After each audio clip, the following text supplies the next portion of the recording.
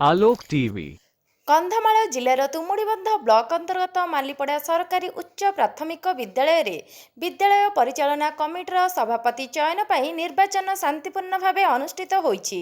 21 जन सदस्य उपस्थित निर्वाचन में किरण शंकर परासेठ सभापति भाव विजय होइथिबा जणा पड़िछि। विद्यालय परिचालना कमिटर 21 जन सदस्यଙ୍କ मध्यरु सभापति पद पर किरण शंकर परासेठ, प्रकाश मंडल, लुसियाना मंडल एवं हनन्या परासेठ प्रार्थी होइथिले। भोट ग्रहण और गणति पर किरण शंकर परासेठ विजय होइथिले।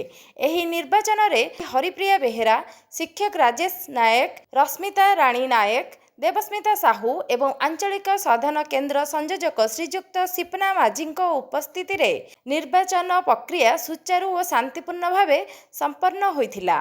नवनिर्वाचित सभापति किरण शंकर परासेठ को विद्यालयर शिक्षक, परिचालना कमिटर सदस्य और उपस्थित अभिभावक माने अभिनंदन जणाइथिले। ब्यूरो रिपोर्ट आलोक टीवी।